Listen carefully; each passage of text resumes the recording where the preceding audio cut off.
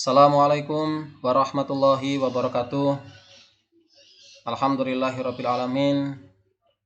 Berjumpa lagi kita pembelajaran jarak jauh. Hari ini kita akan melanjutkan yaitu tema 2 subtema 3 dengan muatan pelajaran IPA. Sebelum kita lanjutkan, mari kita baca basmalah terlebih dahulu. Bismillahirrahmanirrahim. Yang selanjutnya akan saya sampaikan tujuan dari pembelajaran kita pada hari ini. Jadi nanti setelah belajar ini diharapkan kalian bisa menjelaskan pemanfaatan hewan dan tumbuhan. Setelah itu kalian juga diharapkan untuk dapat menjelaskan cara pelestarian hewan dan tumbuhan. Yang pertama yaitu adalah menjelaskan pemanfaatan hewan dan tumbuhan. Dan sebelumnya mari kita mengingat sejenak bahwa ada banyak jenis tumbuhan yang memberikan manfaat bagi manusia.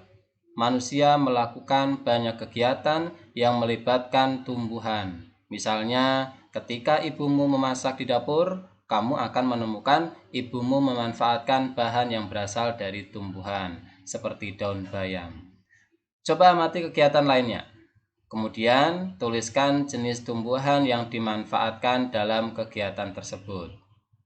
Tuliskan juga tujuan pemanfaatan tumbuhan tersebut. Di antaranya pemanfaatan tumbuhan yang akan kita bahas yang pertama yaitu adalah manfaat tumbuhan kelapa. Dan mungkin dengan tumbuhan kelapa ini tidak asing lagi, kalian sudah pernah melihatnya secara langsung. Di antaranya tumbuhan kelapa itu ada buahnya, yang mana buahnya itu bisa dikonsumsi, bisa digunakan untuk membuat santan, kemudian airnya pun juga bisa dikonsumsi, yaitu mungkin ya bisa jadi untuk menghilangkan dahaga. Yang selanjutnya yaitu adalah daun dan pelepahnya. Daun dan pelepahnya pohon tumbuhan kelapa itu juga bisa dimanfaatkan bagi manusia, yaitu digunakan untuk atap, jadi untuk membuat atap. Dan ada juga yang daunnya itu bisa digunakan untuk membuat ketupat. Nah, itu salah satunya juga. Nah, berikutnya tumbuhan kelapa itu juga ada yang dimanfaatkan lidinya, yaitu digunakan untuk membuat sapu. Selain digunakan untuk membuat sapu, lidi juga dapat digunakan untuk membuat piring. Ya, yang mungkin sekarang sering kita lihat, ya, ada yang piring terbuat dari lidi. Yang berikutnya adalah batoknya. Batoknya juga bisa digunakan untuk manusia, yaitu untuk membuat kerajinan. Ya, untuk membuat kerajinan sehingga memiliki nilai harga jual. Dan bahkan kalau misalkan ada yang tidak dipakai, artinya tidak bisa dibuat kerajinan, bisa digunakan untuk yang lain. Ya, seperti biasanya tukang sate itu memanfaatkan batok ini digunakan untuk membakar dagingnya. Kemudian tumbuhan yang berikutnya yaitu adalah tumbuhan bakau. Di antaranya manfaatnya dari tumbuhan bakau itu adalah dapat mencegah terjadinya abrasi. Jadi abrasi itu pengikisan tanah yang disebabkan oleh gelombang air laut. Nah, jadi tumbuhan bakau ini bisa mencegah terjadinya longsor atau pengikisan tanah yang disebabkan oleh gelombang air laut tersebut. Kemudian yang berikutnya, tumbuhan bakau itu juga bermanfaat untuk pelestarian habitat dan perkembangbiakan hewan laut. Selain itu juga buahnya dari tumbuhan bakau itu juga bisa dapat dikonsumsi, digunakan untuk membuat sirup, kemudian untuk membuat selai. Ini adalah manfaat dari tumbuhan bakau. Yang berikutnya adalah tumbuhan lidah buaya.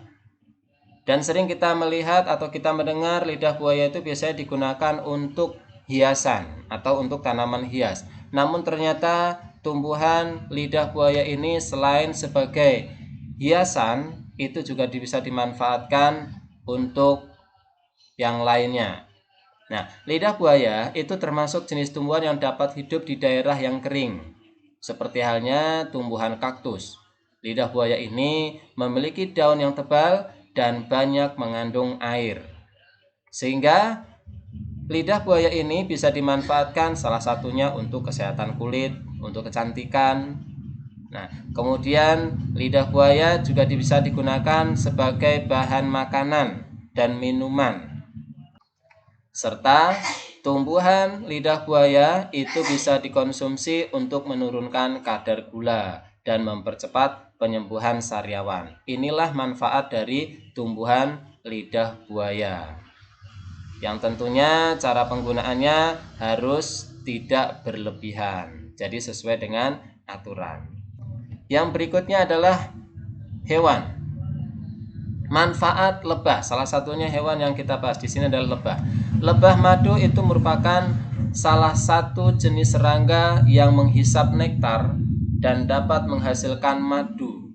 Yang mana madu sangat banyak sekali khasiatnya bagi kesehatan tubuh kita. Di antaranya manfaat lebah madu itu dari sengatannya. Yang mana sengatannya dapat digunakan untuk terapi kesehatan. Selain itu juga lebah madu ini atau lebah ini juga membantu penyerbukan tumbuhan. Tidak sampai di situ, namun lebah madu pun juga dapat menghasilkan madu dan sarangnya pun dapat dikonsumsi.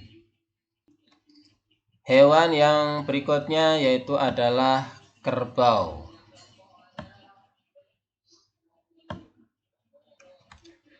Manfaat kerbau itu banyak sekali. Nah, jadi kerbau itu termasuk jenis herbivora yang banyak dipelihara oleh petani karena memiliki banyak manfaat dari kerbau tersebut. Di antaranya kerbau itu dari tenaganya untuk membajak sawah. Selain itu juga kerbau juga kulitnya itu bisa dijadikan sebagai kerajinan atau alat kerajinan, yaitu untuk membuat kendang, beduk, atau kerajinan yang lainnya, atau mungkin jaket juga bisa. Dan selanjutnya, dagingnya dari kerbau ini juga bisa dimanfaatkan yaitu untuk dikonsumsi, ya, untuk dikonsumsi bagi tubuh kita. Nah, ini adalah manfaat dari tumbuhan dan hewan. Berikutnya adalah kalian setelah belajar nanti diharapkan bisa menjelaskan bagaimana cara pelestarian hewan dan tumbuhan. Nah, pelestarian hewan dan tumbuhan itu secara umum yang pertama itu dilakukan dengan cara namanya cagar alam. Yang mana cagar alam itu adalah kawasan suaka alam yang mempunyai kekhasan tumbuhan, satwa, dan ekosistemnya atau ekosistem tertentu yang perlu dilindungi dan perkembangannya berlangsung secara alami. Nah, selain itu juga pelestarian alam dapat dilakukan dengan adanya suaka marga satwa. Jadi suaka marga satwa itu adalah wilayah yang digunakan untuk melindungi satwa-satwa yang sudah terancam punah. Misalnya gajah, harimau, dan orangutan. Maka selain tempat-tempat tersebut juga adanya penangkaran. Yang mana penangkaran itu adalah tempat pengembangbiakan dan pembesaran tumbuhan dan satwa liar dengan tetap mempertahankan kemurnian jenisnya. Jadi walaupun hewannya buas, walaupun hewannya liar, itu tidak diperbolehkan untuk melakukan perburuan. Namun hewan tersebut dilakukan yaitu untuk pelestarian demi perkembangbiakannya itu bisa lancar dan juga dapat berkembang biak dengan lebih baik. Demikian pembelajaran kita pada hari ini yang berkaitan dengan pemanfaatan hewan dan tumbuhan serta cara pelestarian hewan dan tumbuhan. Mudah-mudahan bermanfaat dan juga kita dapat menjaga dan melestarikan serta memanfaatkan tumbuhan dan hewan dengan sebaik-baiknya. Assalamualaikum warahmatullahi wabarakatuh.